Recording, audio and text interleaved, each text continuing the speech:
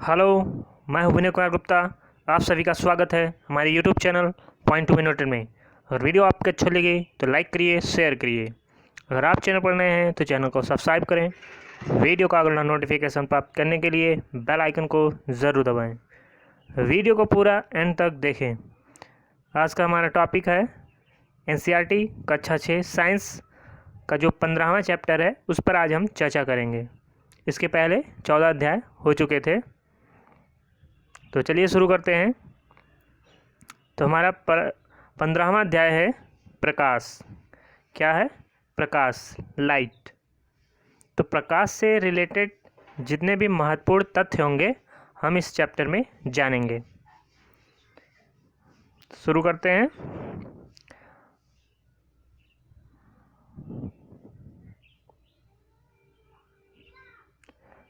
आपने पतली झिर्री अथवा छिद्र से सूर्य के प्रकाश के किरण पुंज को कमरे में प्रेस करते हुए देखा होगा।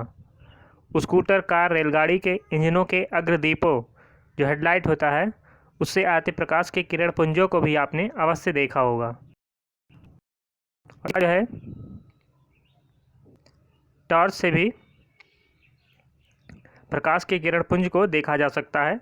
संभवतः आप में से कुछ ने लाइट हाउस या विमानपत्तन एयरपोर्ट के टावर की जो सर्च लाइट के किरण पुंज होते हैं उसको भी आपने देखा होगा। यहाँ पर रेल इंजन दिखाया गया है। यहाँ पर देख रहे हैं ये प्रकाश की किरण पुंज निकल रही है। तो यही है प्रकाश का किरण पुंज। यहाँ पर पहला जो इम्पोर्टेंट पॉइंट है वो है प्रकाश सरल रेखा के अनुदिश गमन करता है। तो प्रकाश कैसे गमन करता है? सरल रेखा के अनुदिश गमन करता है।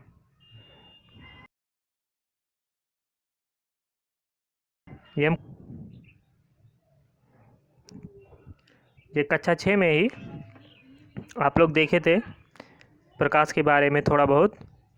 तो वहाँ भी ये चीज़ था कि प्रकाश जो होता है वो सरल रेखा के अनुदिश गमन करता है। इस चीज़ में क्या है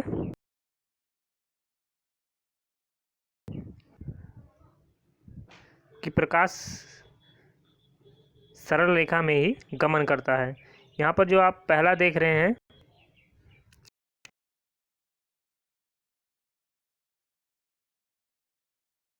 पहला तो यहाँ पर देख रहे पहले में पाइप कैसी है, बिल्कुल सीधी पाइप से सूर्य का यहाँ पर जो मोमबत्ती जली हुई आपको दिखाई दे रही है, इसकी जो ज्वाला है, लौ है, उसको पाइप से देखा जा रहा है। तो वो बिल्कुल सीधी रेखा में प्रकाश चल के उसकी आंखों तक पहुंचता है। और इससे क्या पता चलता है कि प्रकाश क्या होता है, एक सीधी रेखा में गमन करता है।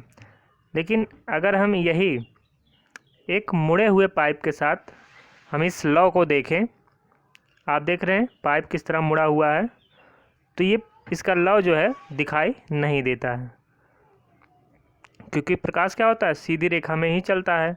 तो सीधी में रेखा में चलने की वजह से प्रकाश जो होगा यहाँ पर आकर रुक जाएगा। इससे आगे वो गमन नहीं कर सकता, क्योंकि यहाँ पर पाइप क्या है, टेढ़ी है। तो होती क्या है कि प्रकाश जो होती है वो सीधी रेखा में चलती है।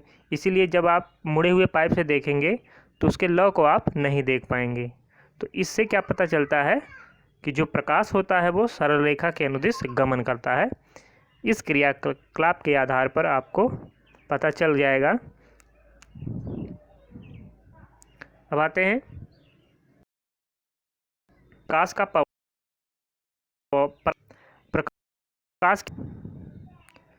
प्रकाश की दिशा को परिवर्तित करने की एक विधि यह है कि इसे किसी चमकदार पृष्ठ पर डाला जाए।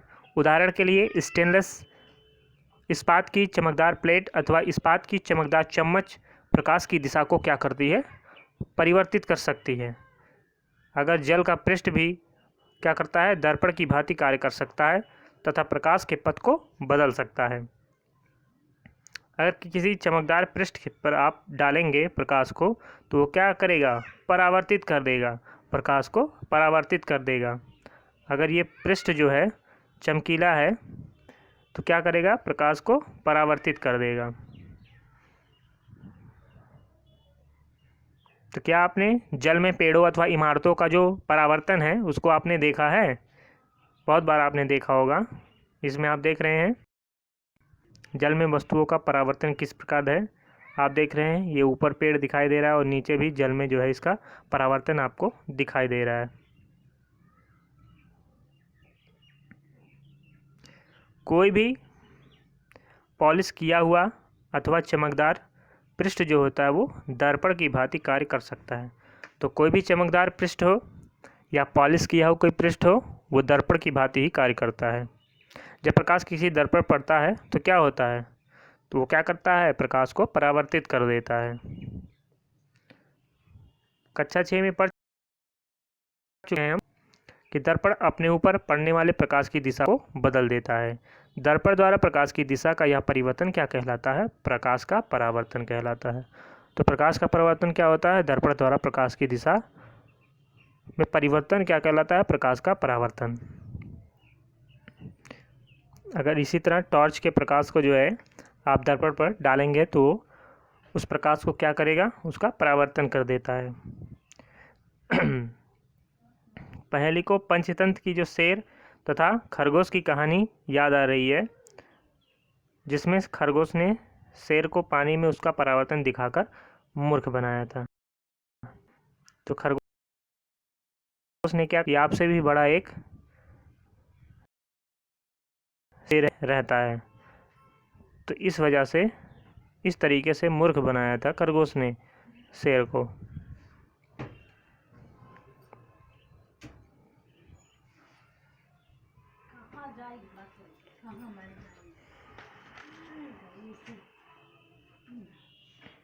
अब क्रियाकलाप को पढ़ने की ज़रूरत नहीं है, बस हम फिगर देख के ही बता देंगे क्या इसमें किया गया है। लिखा है एक समतल दर्पण से प्रकाश का परावर्तन। यहाँ पर एक टॉर्च या कुछ ऐसी चीज़ ली गई है जिससे प्रकाश उत्पन्न होता है। तो टॉर्च, यहाँ पर टॉर्च कह सकते हैं, ये टॉर्च है एक, जहाँ से ये प्रकाश निकलता है वहाँ पर जो है 3 जगह जो है काली पट्टी लगाई गई है और फिर उसमें से प्रकाश को गुजारा जा रहा है। तब देखते हैं आप कि प्रकाश जो है 3 पट्टियों में जो है वो परिवर्तन, उससे प्रकाश गुजरती है टॉर्च से।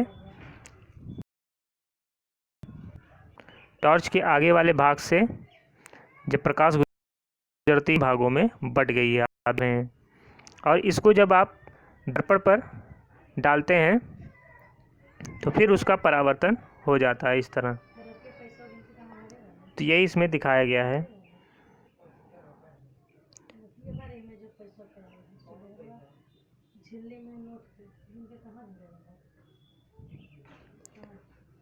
यह क्रियाकलाप दर्शाता है कि प्रकाश समतल दर्पण से किस प्रकार परावर्तित होता है। आइए दर्पणों में बनने वाले प्रतिबिंबों से खेलें तथा उनके विषय में कुछ और अधिक जानकारी प्राप्त करें।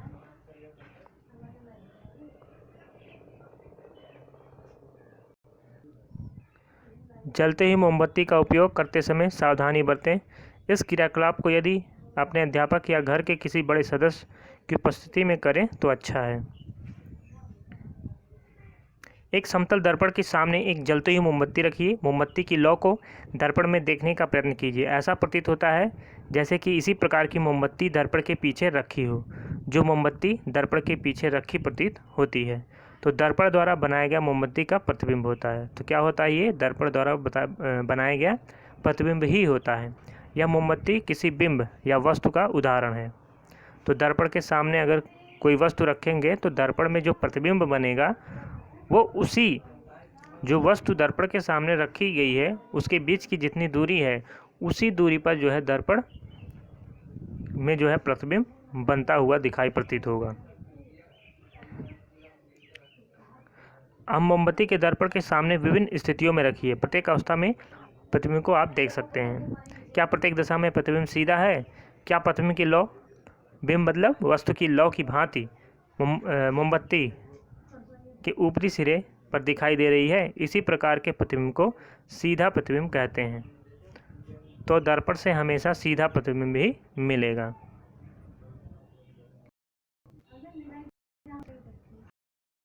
दर्पण, समतल दर्पण द्वारा बनने वाले प्रतिबिंब दर्पण में सीधा और बिंब के समान साइज का दिखाई देता है। तो कहने का मतलब दर्पण से जो प्रतिबिंब हमें दिखाई देगा तो वो उस वस्तु के बराबर होगा और सीधा होगा।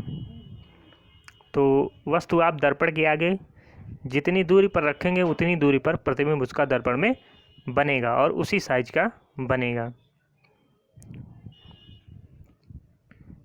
अब दर्पण के पीछे एक पर्दा ऊर्ध्वाधर रखिए। पर्दे पर मोमबत्ती का प्रतिबिंब प्राप्त करने का प्रयत्न कीजिए। क्या आप पर्दे पर प्रतिबिंब प्राप्त कर पाते हैं? अब पर्दे को दर्पण के सामने रखिए। क्या आप पर्दे पर प्रतिबिंब प्राप्त कर पाते हैं?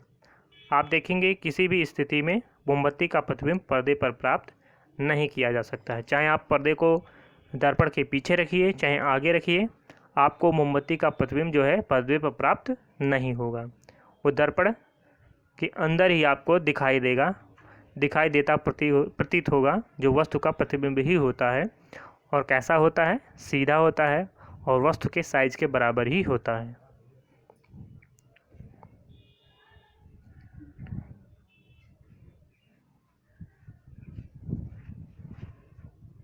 तो इसमें आप देख रहे हैं बिल्कुल उसी साइज का इसमें दर्पण में आपको देख रहे हैं, और जितनी दूरी पर रखा गया उतनी दूरी आप पीछे भी देखेंगे दर्पण में। जब आप प्रैक्टिकली देखेंगे तो आपको समझ में आ जाएगा। इसी तरह इस चेस में, इस क्रियाकलाप में क्या किया गया है, एक चेस लिया गया है और चेस के एक किनारे पर जो है दर्पण लगाया गया है और उस दर्पण के सामने जो है वस्तुओं को रख कर देखा जा रहा है कि क्या वास्तव में जो प्रतिबिंब बन रहा है दर्पण में तो क्या उतनी ही दूरी पर बन रहा है। इससे ये पता चलेगा, जैसे चेस में जो होते हैं वो 64 खाने होते हैं, आपको पता होगा 64 वर्ग होते हैं चेस में। तो आप यहाँ पर जो है शार्पनर आपको दिखाई दे रहा है, तो ये ये जो वर्ग बना हुआ है, जितने वर्ग के पीछे रखा है ये, तो वो प्रतिबिंब जो है दर्पण में भी उतने खाने पीछे दिखाई देगा। तो इससे जो है इस क्रियाकलाप से ये पता चल जाएगा कि जो वस्तु रखा जाता है दर्पण के आगे, जितना दूरी पर रखेंगे उतनी ही दूरी पर जो है आपको प्रतिबिंब भी दिखाई देगी। इस क्रियाकलाप से आपको ये पता चलता है। आप देखेंगे प्रतिबिंब दर्पण से उसके पीछे उतनी ही दूरी पर होता है जितनी कि दर्पण से बिंब की दूरी होती है। बिंब यहाँ पर बिंब का मतलब होता है वस्तु। तो दर्पण से वस्तु की दूरी जितनी होती है उतनी ही प्रतिबिंब की दूरी होती है दर्पण के पीछे, दर्पण से उसके पीछे।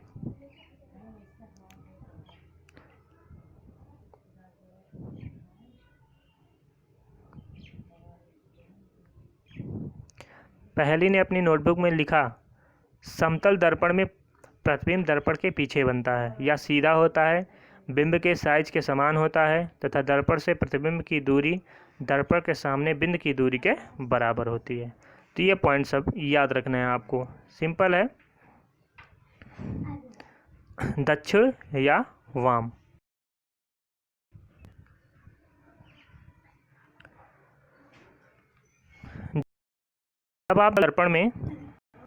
जब आप समतल दर्पण में अपना प्रतिबिंब देखते हैं तो क्या यह ठीक आपके जैसा दिखाई देता है? क्या कभी आपने ध्यान दिया है कि आप तथा दर्पण में आपके प्रतिबिंब में एक रोचक अंतर है? तो सभी को पता है वो रोचक अंतर क्या है। जैसे इस फिगर में देख के आप पता लगा सकते हैं, अगर आप दर्पण के सामने खड़े होकर अपना बायां हाथ उठाते हैं तो दर्पण में आप अगर देखेंगे तो वो दायां हाथ प्रतीत होता है। जैसे कि अगर हम बायां हाथ उठाएं तो उसमें लगता है कि दायां हाथ उठाया गया है। तो यही अंतर होता है कि जो हमारा बायां होता है वो दर्पण में दायां दिखाई देता है, प्रतीत होता है। तो यही मुख्य अंतर होता है दर्पण में जब हम अपना प्रतिबिंब देखते हैं। एक समतल दर्पण के सामने खड़े होकर अपने प्रतिबिंब को देखिए। अपने दक्षिण मतलब दाहिने हाथ को ऊपर उठाइए। आपका प्रतिबिंब अपना कौन सा हाथ ऊपर उठाता है? अब अपने वाम मतलब बाएं कान को स्पर्श कीजिए। आपके प्रतिबिंब में हाथ आपके किस कान को स्पर्श करता है? ध्यानपूर्वक देखिए। आप क्या देखेंगे कि प्रतिबिंब में दक्षिण वाम दिखाई पड़ता है और वाम दक्षिण दिखाई देता है। मतलब जो दाहिना होता है वो बायां दिखाई देता है, जो बायां होता है वो दाहिना दिखाई देता है। बूझों ने एक रोगी वाहन एम्बुलेंस देखा। उसे आश्चर्य हुआ कि उसके आगे की ओर शब्द एम्बुलेंस विचित्र प्रकार से लिखा था। तो ये सभी जानते हैं, सभी ने देखा होगा एम्बुलेंस की जो वाहन होती है उस पर जो एम्बुलेंस शब्द लिखा होता है इंग्लिश में, जो लेटर लिखे होते हैं एम्बुलेंस के, वो उल्टे लिखे होते हैं। मतलब दाएं से बाएं लिखे होते हैं। कह सकते हैं कि बाएं से दाएं लिखे होते हैं। लेकिन जब उस वाहन के आगे कोई वाहन चल रहा हो और वो अपने बगल वाले दर्पण में जब देखता है एम्बुलेंस को, तो वो एम्बुलेंस शब्द जो है उसको सीधा दिखाई देता है, मतलब बाएं से दायां दिखाई देता है। तो इसीलिए जो है एम्बुलेंस में जो शब्द लिखा होता है एम्बुलेंस, वो उल्टा लिखा होता है, मतलब दाएं से बाएं लिखा होता है, ताकि आगे वाले जो वाहन हैं जब अपने बगल वाले दर्पण में देखें तो उन्हें सीधा दिखाई दे और वो समझ जाएं कि पीछे जो है हमारे एम्बुलेंस की गाड़ी आ रही है और वो उसको रास्ता दे दें। इसी वजह से उसमें ऐसा लिखा जाता है।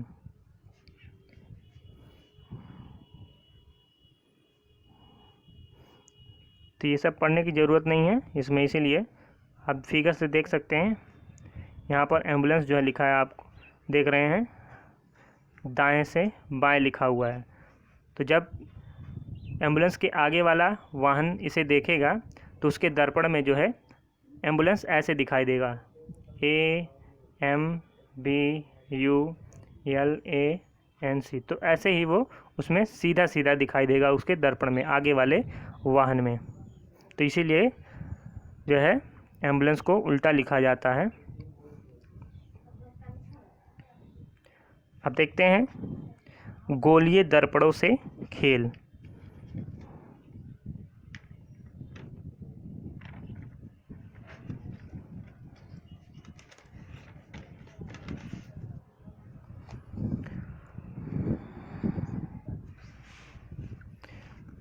पहेली और बूझो सायंकाल भोजन के लिए प्रतीक्षा कर रहे थे। बूझो ने स्टेनलेस इस्पात की एक प्लेट उठाई और उसमें अपना प्रतिबिंब देखा। अरे यह प्लेट तो समतल दर्पण की भांति कार्य करती है। मेरा प्रतिबिंब सीधा और समान साइज का है।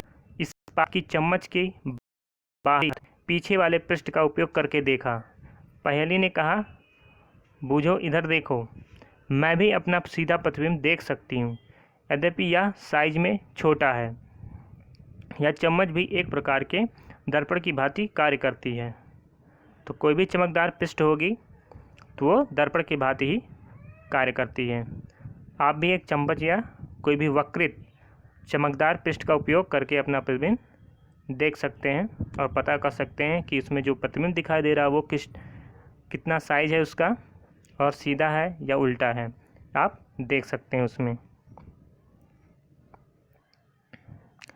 स्टेनलेस स्टील इस्पात की एक चम्मच लीजिए। चम्मच के बाहरी पृष्ठ को अपने चेहरे के पास लाइए। इसमें देखिए, क्या आप इसमें अपना प्रतिबिंब देख पाते हैं? आपने जैसा प्रतिबिंब समतल दर्पण में देखा था, क्या यह प्रतिबिंब उससे भिन्न है? क्या यह प्रतिबिंब सीधा है? क्या इसका साइज वस्तु के साइज के समान है अथवा छोटा है या बड़ा है?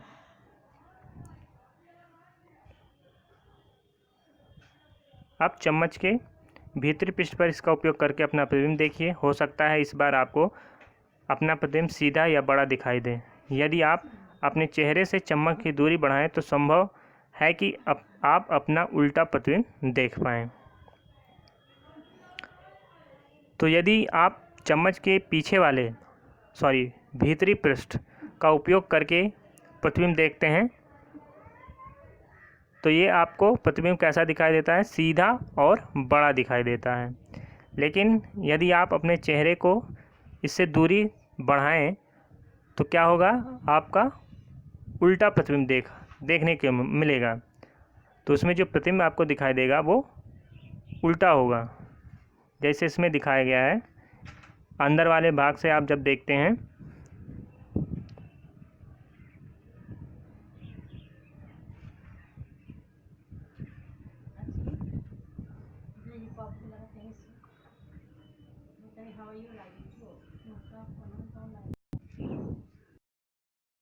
तो आप क्या देखते हैं, चम्मच के भीतरी पृष्ठ द्वारा बना प्रतिबिंब।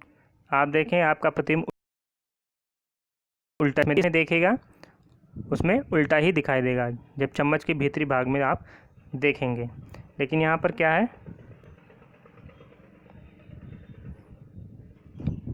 ये बाहरी पृष्ठ पर आप जब अपना प्रतिबिंब देखेंगे तो सीधा दिखाई देगा और छोटा भी दिखाई देगा।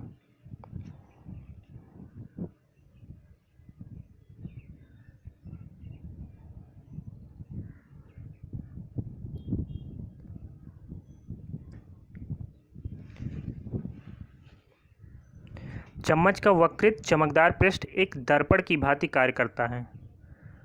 तो चम्मच का जो बाहरी पृष्ठ है जो वक्राकार है, चमकदार पृष्ठ एक दर्पण की भांति कार्य करता है। गोलीय दर्पण वक्रित दर्पण का सबसे अधिक सामान्य उदाहरण है। तो जो गोलीय दर्पण होता है वो वक्रित दर्पण का उदाहरण है, सामान्य उदाहरण है। यदि किसी गोलीय दर्पण का परावर्तक पृष्ठ अवतल है तो उसे क्या कहेंगे, अवतल दर्पण। तो अगर कोई भी गोलीय दर्पण हो उसका परावर्तक पृष्ठ कैसा हो, अवतल हो, तो उसे अवतल दर्पण कहेंगे। और यदि परावर्तक पृष्ठ उत्तल हो तो उसे उत्तल दर्पण कहेंगे। आप इस फिगर में देख सकते हैं, पहला वाला फिगर आप देख रहे हैं, ये जो परावर्तक पृष्ठ है ये अवतल है। इसी से जो है प्रकाश का जो है परावर्तन होता है इस परावर्तक पृष्ठ से, और ये अवतल है। कैसा है, ये अवतल है, इसी वजह से इसे अवतल दर्पण कहते हैं। लेकिन इसका जो दूसरे फिगर में आप देख रहे हैं, इसका परावर्तक पृष्ठ उत्तल, कैसा है, ये उत्तल है, इसीलिए इसे क्या कहते हैं, उत्तल दर्पण।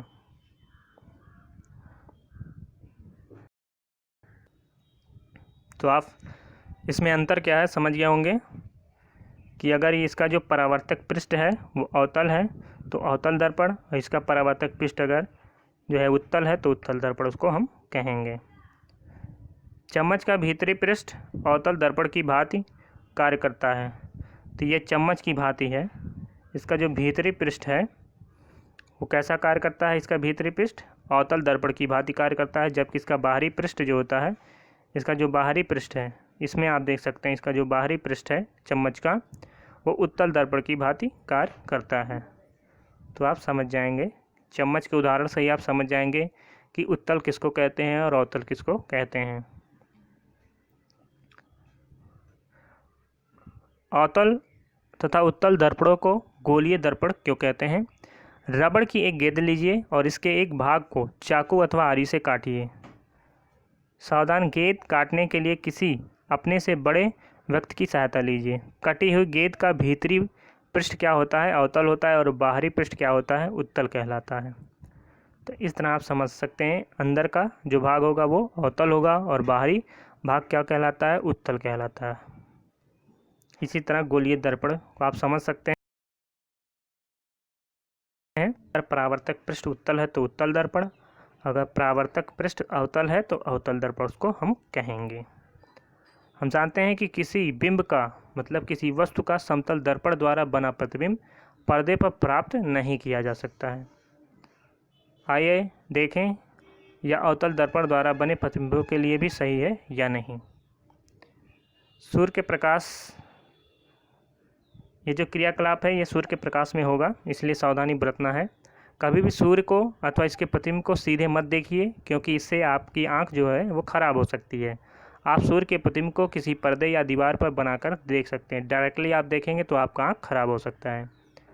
एक अवतल दर्पण लीजिए, इसके परावर्तक पृष्ठ को सूर्य की ओर रखकर पकड़िए। दर्पण से परावर्तित प्रकाश को एक कागज़ की शीट पर प्राप्त करने का प्रयत्न कीजिए। कागज़ की शीट को तब तक आगे पीछे कीजिए जब तक कि आपको जो प्रतिबिंब है वो तब तक कीजिए जब तक एक तीक्ष्ण चमकदार बिंदु प्राप्त ना हो जाए। तो अवतल दर्पण को तब तक आप इधर उधर करेंगे सूर्य के प्रकाश में जब तक एक तीक्ष्ण चमकदार बिंदु प्राप्त ना हो जाए। दर्पण तथा कागज़ की शीट को कुछ मिनट के लिए स्थिर रखिए। क्या कागज़ जलना प्रारंभ कर देता है? तो जब भी चमकदार बिंदु प्राप्त हो जाएगा तो उस टाइम आप कुछ देर तक वैसे ही कागज़ पर उस चमकदार बिंदु को बनाए रखिए। तो आप कुछ देर बाद क्या देखेंगे, वो कागज़ जलना स्टार्ट हो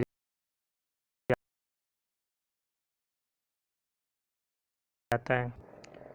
तो यह चमकदार बिंदु क्या होता है? वास्तव में सूर्य का प्रतिबिंब होता है। तो जब भी आप दर्पण के द्वारा जो है सूर्य के प्रकाश को किसी के पृष्ठ पर, चाहे वो कागज़ का हो या कपड़े का पृष्ठ हो, उस पर आप जब दिखाएंगे तो वो जो चमकदार बिंदु प्राप्त होगा वही सूर्य का प्रतिबिंब होता है। तो आप देखे होंगे घरों में जो समतल दर्पण होता है, यहाँ पर तो गोलीय दर्पण की बात की गई है, लेकिन हम सब समतल दर्पण की बात कर रहे हैं कि अगर आप उसमें से सूर्य के प्रकाश को गुजारिए तो वो परावर्तित होकर आपके दीवार पर एक बिंदु, चमकदार बिंदु आपको प्राप्त होता है। तो वही जो बिंदु होता है वही सूर्य का प्रतिबिंब होता है। ध्यान दीजिए, यह प्रतिबिंब पर्दे या कागज़ की शीट पर बन रहा है। पर्दे पर बनने वाली प्रतिबिंब को वास्तविक प्रतिबिंब कहते हैं। तो पर्दे पर बनने वाली जो प्रतिबिंब होती है उसको वास्तविक प्रतिबिंब कहते हैं। तो जब भी किसी पृष्ठ पर या किसी पर्दे पर प्रतिबिंब बनता है तो उसको वास्तविक प्रतिबिंब ही कहते हैं। स्मरण कीजिए कि क्रियाकलाप 15.2 में समतल दर्पण द्वारा बने मोमबत्ती की लौ के प्रतिबिंब को पर्दे पर प्राप्त नहीं किया जा सकता था। तो समतल दर्पण द्वारा जो है मोमबत्ती की लौ को प्रतिबिंब जो है उसको पर्दे पर प्राप्त नहीं किया जा सकता। तो इस प्रकार के प्रतिबिंब को क्या कहते हैं? आभासी प्रतिबिंब। तो जिस प्रतिबिंब को जो है पर्दे पर प्राप्त नहीं किया जा सकता उसको कहेंगे क्या? आभासी प्रतिबिंब कहते हैं। तो वास्तविक प्रतिबिंब और आभासी प्रतिबिंब में अंतर समझ में आ गया होगा। अगर प्रतिबिंब जो है पर्दे पर प्राप्त होता है तो वास्तविक प्रतिबिंब हो गया, अगर पर्दे पर प्राप्त नहीं होता है तो वो आभासी प्रतिबिंब कहलाता है।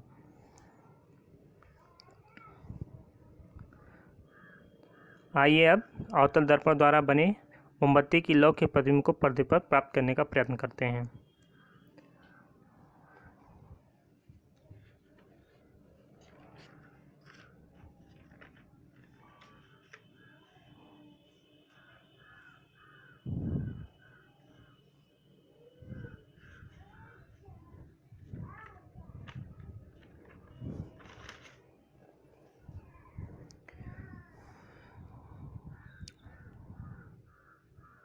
अवतल दर्पण को चित्र 15.5 में दिखाए अनुसार मेज पर रखे किसी स्टैंड, कोई प्रबंध जो दर्पण को क्या करे, स्थिर रख सके, उसका उपयोग करके आप रख सकते हैं अवतल दर्पण को किसी मेज पर।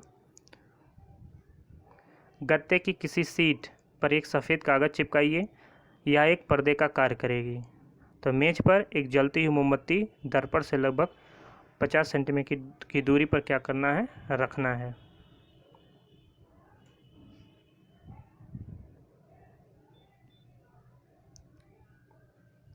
आप देख रहे हैं व्यवस्था।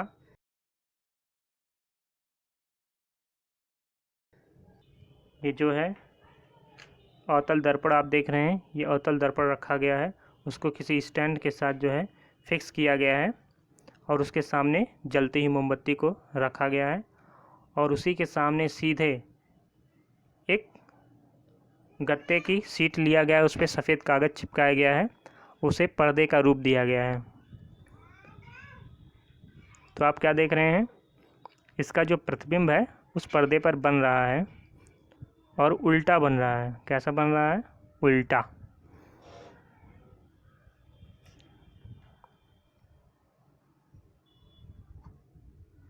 देखते हैं इसमें क्या दिया है, कैसे।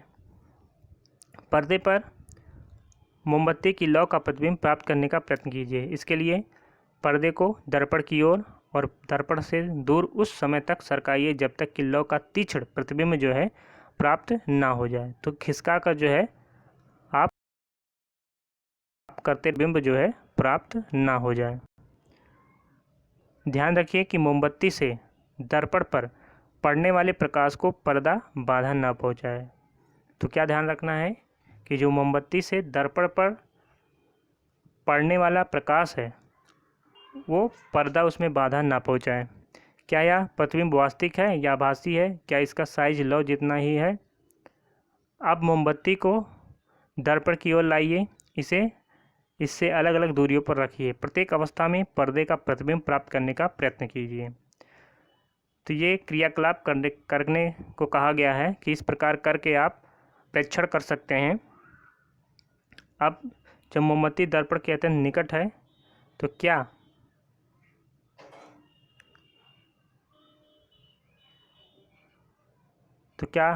उसका प्रतिबिंब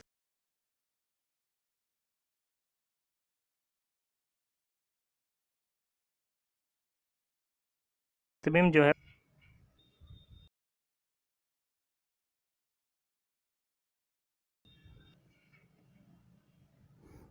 तो जब मोमबत्ती को बिल्कुल समीप लाते हैं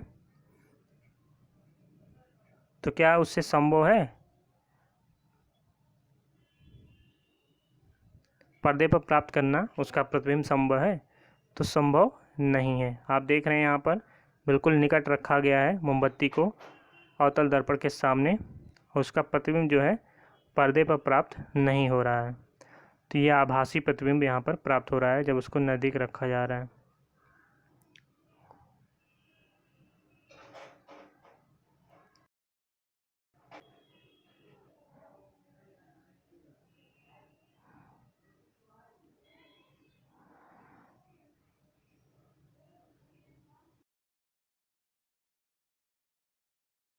दर्पण द्वारा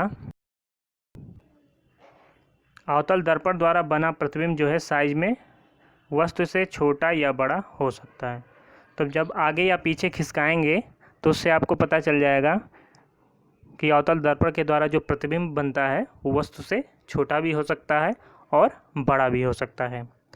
प्रतिबिंब वास्तविक अथवा आभासी भी हो सकता है। आपने देखा जब एकदम आगे समीप लाते हैं मोमबत्ती को तो क्या होता है, उस प्रतिबिंब वो आभासी बनता है, पर्दे पर नहीं बनता है। और जब मोमबत्ती को काफ़ी पीछे रखते हैं अवतल दर्पण के तब उसका प्रतिबिंब जो है पर्दे पर प्राप्त होता है जो वास्तविक होता है। तो ये दोनों आपको याद रखना इंपॉर्टेंट पॉइंट है। तो इस क्रियाकलाप से आपको पता चल जाएगा कि अवतल दर्पण द्वारा बना प्रतिबिंब वस्तु से छोटा या बड़ा हो सकता है और प्रतिबिंब वास्तविक अथवा आभासी भी हो सकता है। अवतल दर्पणों का उपयोग अनेक प्रयोजनों के लिए किया जाता है। संभवतः आपने डॉक्टरों को आँख, कान, नाक और गले का निरीक्षण करते समय अवतल दर्पण का उपयोग करते देखा होगा। दंत विशेषज्ञों द्वारा अवतल दर्पण का उपयोग दांतों को बड़ा प्रतिबिंब देखने के लिए किया जाता है। क्यों? जिससे दांत क्या हो, बड़ा दिखाई दे और सही तरीके से दांत को देख सकें कि क्या उसमें गड़बड़ी है। तो इसीलिए दंत जो विशेषज्ञ होते हैं वो अवतल दर्पण का उपयोग करते हैं दांत को देखने के लिए। तो आप इसमें देख सकते हैं कि ये जो दर्पण दिखाई दे रहा है ये अवतल है, उसमें जो दांत का जो प्रतिबिंब है वो काफ़ी बड़ा दिखाई देता है। इसी वजह से टार्च, कारों और स्कूटरों के अग्रदीप के परावर्तक पृष्ठ की आकृति भी अवतल होती है। तो ये जो आप देख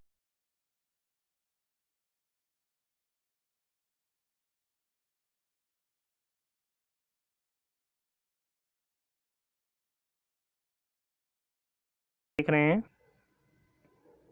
तो टार्च में जो आगे वाला भाग होता है वो अवतल ही होता है। क्या होता है? अवतल। चाहे वो टार्च हो, कार हो, स्कूटर, तो अग्र भाग पर जो लगा होता है जिससे प्रकाश निकलता है वो अवतल होता है। लेकिन अगर यही पूछा जाए कि कार हो या टू व्हीलर हो तो उसके पार्श्व मतलब बगल में जो दर्पण लगा होता है वो कैसा होता है? तो वो उत्तल होता है। कैसा होता है? उत्तल दर्पण। ये याद रखना है आपको। बुझू ने अपनी नई साइकिल की घंटी के चमकदार पृष्ठ में अपना प्रतिबिंब देखा। उसने देखा कि उसका प्रतिबिंब सीधा और साइज में छोटा है। उसे उत्सुकता है कि क्या घंटी भी एक प्रकार का गोलीय दर्पण है? क्या आप पहचान सकते हैं कि यह किस प्रकार का दर्पण है या उत्तल दर्पण है? अब यही क्या किया गया है, जो अभी क्रियाकलाप हमने किया था, दर्पण के स्थान पर क्या रख, अपने प्रेक्षकों को प्रेक्षण करके देखिए क्या होता है। ये आप देखेंगे तो इसमें क्या पता चलेगा। क्या अब आप वाहनों के पार्श्व दर्पण, अभी हमने बताया जो वाहनों में बगल में दर्पण लगा होता है जिसमें हम पीछे से आने वाले गाड़ियों को देखते हैं, तो उसमें जो मिरर लगा होता है वो कैसा होता है, वो उत्तल दर्पण होता है। कैसा होता है, उत्तल दर्पण। लेकिन जो हेडलाइट होती है जिससे प्रकाश निकलता है कारों में, जो आगे लगा होता है हेडलाइट, तो वो कौन सा होता है दर्पण, अवतल दर्पण होता है। लेकिन बगल में जो दर्पण लगा होता है वो उत्तल दर्पण होता है। उत्तल दर्पण अधिक क्षेत्र के दृश्य को प्रतिबिंब बना सकता है।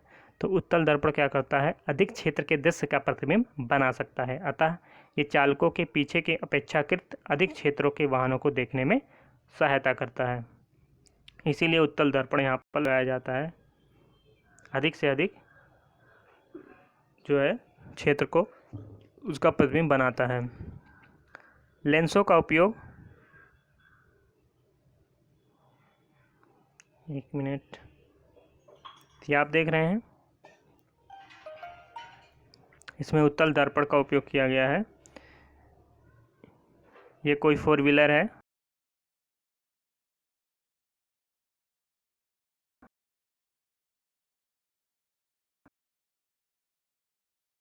उसके तो बगल में जो दर्पण लगा होता है वो कैसा होता है, उत्तल दर्पण। ये भी एग्ज़ाम में काफ़ी बार पूछा जाता है। तो गाड़ियों में जो बगल में दर्पण लगा होता है वो उत्तल होता है या अवतल होता है, तो वो उत्तल होता है। लेकिन हेडलाइट क्या होता है, आगे जो लगी होती है वो अवतल दर्पण होती है। लेंसों द्वारा बने प्रतिबिंब, अब लेंस का यहाँ पर दिया गया है।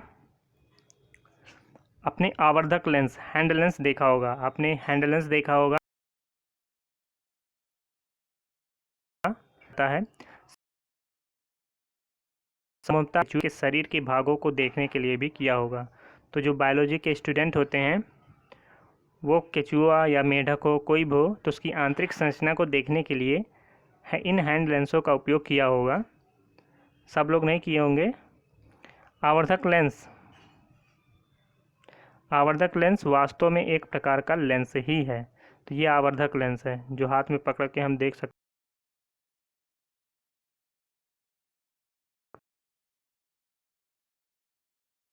हैं।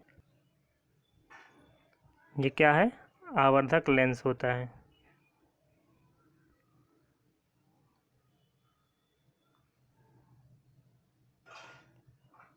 लेंसों का उपयोग, लेंसों का उपयोग व्यापक रूप से चश्मों, दूरदर्शकों मतलब दूरबीनों में और सूक्ष्मदर्शियों में किया जाता है। इस सूची में लेंसों के कुछ अन्य उपयोग जोड़ने का प्रयत्न कीजिए। कुछ लेंस लीजिए, इन्हें स्पर्श करके महसूस करके कुछ अंतर देख पाते हैं। वे लेंस जो किनारों की अपेक्षा बीच में मोटे प्रतीत होते हैं उनको उत्तल लेंस कहते हैं। तो उत्तल लेंस क्या होता है कि जो किनारों की अपेक्षा बीच में मोटे प्रतीत होते हैं उनको हम क्या कहते हैं, उत्तल लेंस कहते हैं। और जो किनारों की अपेक्षा बीच में पतले महसूस होते हैं वो अवतल लेंस होते हैं। तो ध्यान दीजिए कि लेंस पारदर्शी होते हैं, इनमें से प्रकाश गुजर सकता है। तो लेंस कैसे होते हैं, पारदर्शी होते हैं, इसमें से प्रकाश क्या होता है, गुजर सकता है प्रकाश। तो किनारों की अपेक्षा क्या है, बीच में मोटा है, तो ये उत्तल हो गया। और किनारों की अपेक्षा अगर बीच में पतला है तो वो अवतल लेंस हो गया। तो ये अंतर है उत्तल और अवतल लेंस में। तो अवतल और उत्तल लेंस में आप अंतर समझ गए होंगे कि क्या अंतर है इसमें।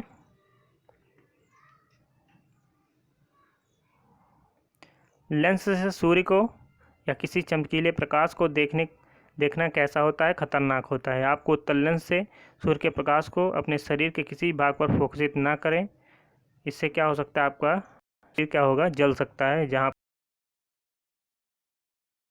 पर पहुँचेगा और वहाँ पर आपको जला सकता है। इसीलिए कभी भी लेंस से जो है डायरेक्टली प्रकाश से होते हुए आँखों से नहीं देखनी चाहिए।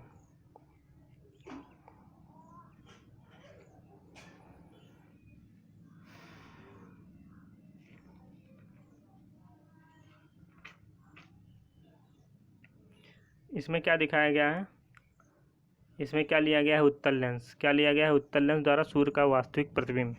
जब भी आप सूर्य के प्रकाश को इस लेंस से गुजारते हैं तो आप देखेंगे कि एक चमकदार बिंदु आपको, अगर कागज़ का पृष्ठ है तो उस पर एक चमकदार जो है बिंदु आपको दिखाई देगा जो सूर्य का प्रतिबिंब होता है।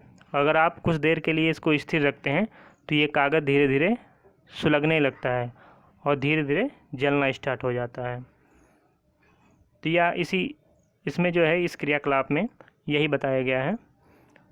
तो ऐसा जो है अगर आप अपने शरीर पर करेंगे तो वहाँ पर आपको जलन महसूस होगा, जहाँ पर वो चमकदार बिंदु आपको दिखाई देगा, वो सूर्य का वास्तविक प्रतिबिंब होता है वो चमकदार बिंदु, और धीरे धीरे वहाँ पर जलन महसूस होता है और वो आपकी त्वचा जो है वो जल सकती है।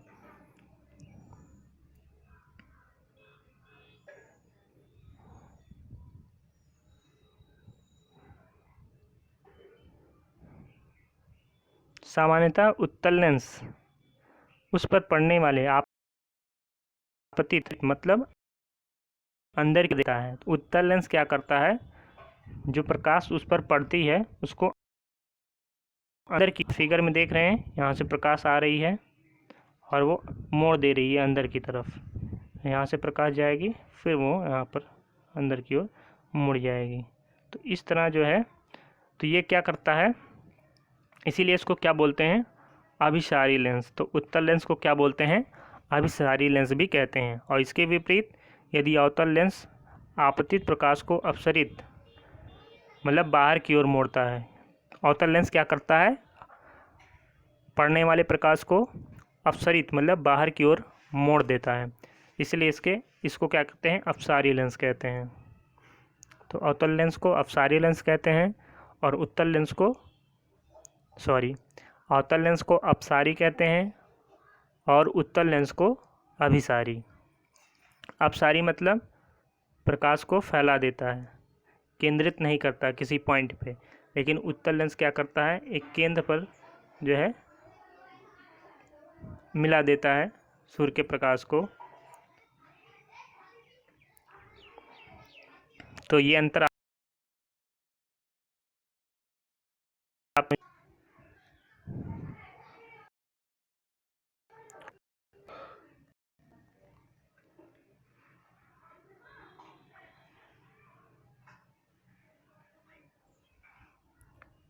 क्रियाकलाप 15.10 में क्या दिखाया गया है, एक उत्तल लेंस लीजिए, इसे मेज पर रखिए, एक स्टैंड पर लगाइए, जैसा कि आपने अवतल दर्पण में किया था। मेज पर एक जलती हुई मोमबत्ती को लेंस से 50 सेंटीमीटर की दूरी पर रखिए। तो यहाँ पर उत्तल लेंस लिया गया है, आप देख रहे हैं।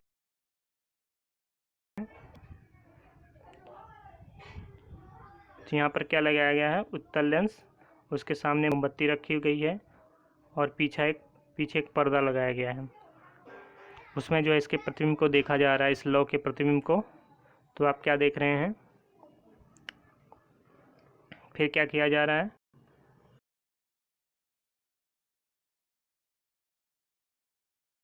लौ के पास लाया जा रहा है।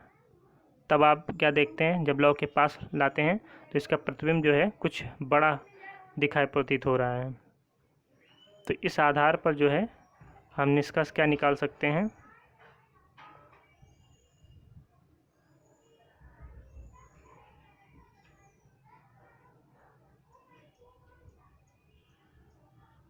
अगर उत्तल लेंस के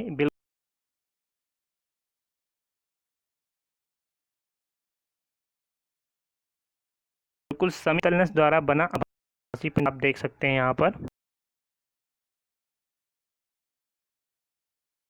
आप देख सकते हैं इसको करके, तब आपको अच्छे तरीके से समझ में आएगा।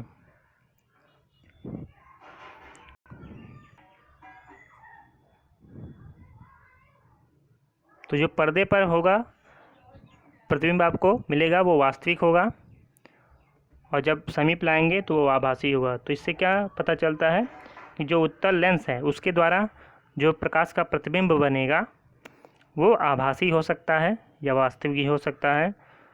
और छोटा हो सकता है और बड़ा भी हो सकता है, वस्तु से छोटा या बड़ा हो सकता है।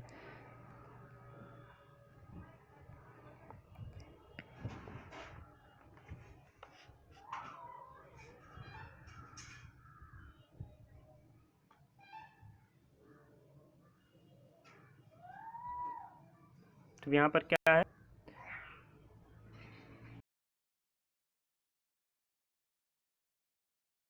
उपयोग किया जा सकता है। इसी प्रकार अवतल लेंस द्वारा बने प्रतिबिंबों का अध्ययन कीजिए। आप पाएंगे कि अवतल लेंस द्वारा बने प्रतिबिंब सदैव आभासी, सीधे और वस्तु के साइज से छोटे हैं।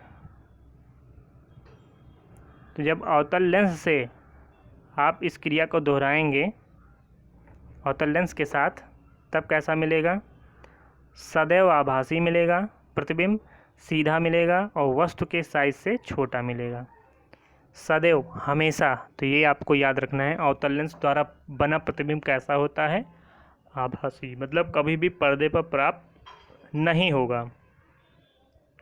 तो सदैव आभासी, सीधा और वस्तु के साइज से छोटा होता है। सूर्य का प्रकाश श्वेत अथवा रंगीन। तो क्या आप आकाश में कभी इंद्रधनुष देखे हैं? तो क्या आपने कभी आकाश में इंद्रधनुष देखा है? आपने ध्यान दिया होगा कि यह प्रायः वर्षा के पश्चात दिखलाई देता है। जब सूर्य आकाश में क्षितिज के पास, मतलब पृथ्वी के पास जब सूर्य होता है और जब वर्षा होती है, तो उस टाइम जो है इंद्रधनुष दिखलाई देता है। इंद्रधनुष आकाश में अनेक रंगों के एक बड़े धनुष के रूप में दिखलाई देता है। इसमें आप देख रहे हैं, ये जो कई रंगों में आपको दिखाई दे रहा है, यही इंद्रधनुष है। जब सूर्य जो है बिल्कुल ऐसा प्रतीत होता है कि वो ज़मीन से सटा हुआ है, मतलब ज़मीन के बिल्कुल निकट दिखाई देता है। जब आप सूर्य को देखते हैं और उस टाइम जब बारिश होती है तो इंद्रधनुष दिखाई देता है।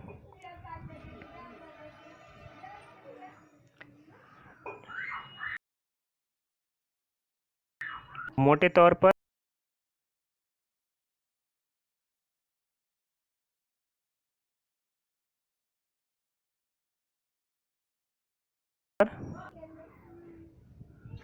तो इंद्रधनुष में कितने वर्ण होते हैं? तो मोटे तौर पर इंद्रधनुष में 7 वर्ण या 7 रंग होते हैं। तो ये सबको पता है, लाल, नारंगी, पीला, हरा, नीला, जामुनी, बैगनी। तो इसको याद करने का तरीका एक होता है विबग्योर, VIBGYO और R। V से क्या है, वैलेट, जिसका मतलब होता है बैगनी। I से इंडिगो, जामुनी होता है। B से ब्लू, नीला होता है। G से ग्रीन, हरा होता है। Y से येलो, पीला होता है। O से ऑरेंज, नारंगी होता है। और R से रेड, लाल रंग होता है। तो जो बाहर का पृष्ठ होता है, जब आप देखेंगे तो इंद्रधनुष जो है कैसे दिखाई देता है। इंद्रधनुष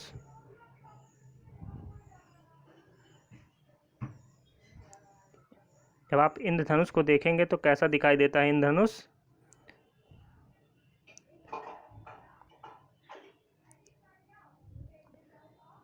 इंद्रधनुष जो है ऐसे दिखाई देता है। तो जो बाहर की तरफ होती है वो रेड होती है। क्या होती है, ये रेड होगी। फिर अंदर की तरफ जाएंगे तो ये O होगी। फिर ऐसे अंदर की तरफ जाएंगे तो Y होगी। तो सबसे अंदर की जो होगी वो वायलेट, मतलब बैगनी होगी। तो इस तरह जो है आप याद कर सकते हैं विबग्योर। क्या, विबग्योर। ऐसे ऐसे ऐसे ऐसे ऐसे ऐसे करके आप देखते हैं, ऐसे होता है। तो ये सबसे बाहर का जो होता है वो रेड होता है। अगर हम कहें तो ये VIBGY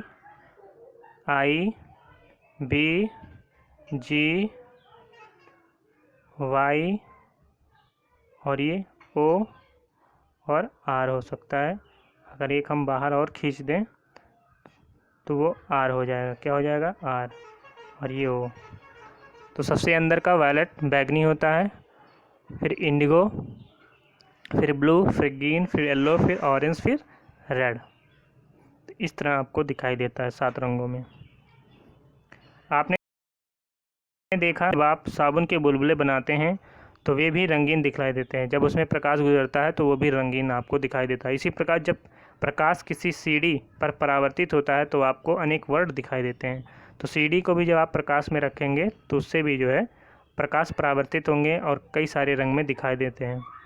वो सूर्य बैंगनी, तो जो इंद्रधनुष जैसा आपको उसमें दिखाई देगा।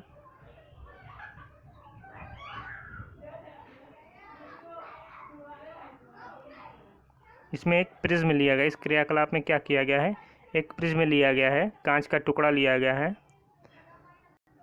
कांच का प्रिज्म है, उसमें से सूर्य के प्रकाश को गुजारा जा रहा है। तो आप दूसरी तरफ क्या देखते हैं, एक किरण पुंज जो 7 वर्णों में विभक्त कर देता है। प्रिज्म क्या करता है, प्रकाश को 7 रंगों में विभक्त कर देता है। तो इससे पुष्टि हो जाती है कि सूर्य जो है 7 रंगों का मिश्रण है। लेकिन कहते क्या है कि ये श्वेत होता है। ऐसा क्यों होता है, क्योंकि सूर्य क्या होता है, अपने अक्ष पर क्या है, भ्रमण करता है, घूमता है, घूर्णन करता है। तो इसी प्रकार जो है अगर कोई एक गत्ते का डिस्क ले लें और उसको 7 भागों में हम बांट दें, फिर उसको 7 रंगों में हम रंग दें जिस तरह इसमें दिखाया गया है, उसके बाद उसको एक रिफिल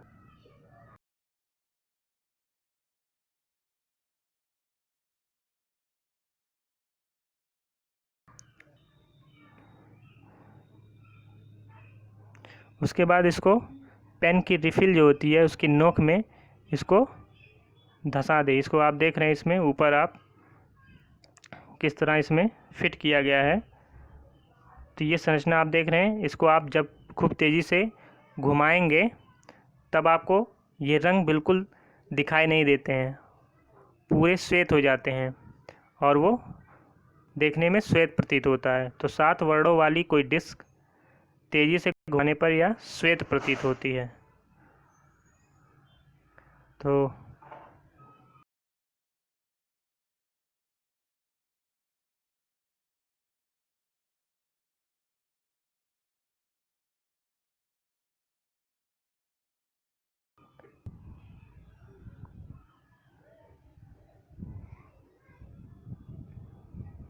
क्या करना है, डिस्क को दिन के प्रकाश में घुमाना है, ये नहीं कि रात में घुमाएंगे। जब उस पर प्रकाश पड़ेगा तभी आपको उसमें घुमाना है। जब डिस्क तेज़ी से घूमती है तो वर्ण आपस में मिल जाते हैं और डिस्क कैसा प्रतीत होता है, श्वेत सी प्रतीत होती है। और इस डिस्क को क्या कहते हैं, सामान्यतः न्यूटन का डिस्क कहते हैं। तो आई होप समझ में आ गया होगा कि सूर्य का प्रकाश उसको श्वेत माना जाता है, लेकिन वो कई रंगों में विभक्त हो सकता है। जब उसको प्रिज्म में से गुजारेंगे सूर्य के प्रकाश को तो उसके वो जितने रंगों से मिलकर बना होता है वो अलग अलग रंगों में विभक्त हो जाता है जब प्रिज्म से गुजारते हैं। लेकिन उसी को जो है अगर आप डिस्क में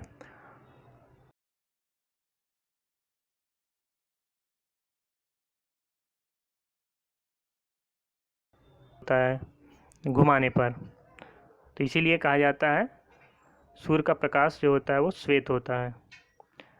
पहली को अद्वितीय विचार आया, उसने वृत्ताकार डिस्क की सहायता से एक छोटा सा लट्टू बनाया जिस पर इंद्रधनुष के 7 वर्णों को पेंट किया गया था। जब लट्टू घूर्णन करता है तब वह लगभग श्वेत दिखाई देता है। तो इसी प्रकार का आप लट्टू बनाएंगे जिसमें 7 वर्ण हो और उसको घुमाएंगे तो आपको 7 वर्ण दिखाई नहीं देंगे, वो बिल्कुल सफ़ेद दिखाई देंगे जब वो घूर्णन करेंगे।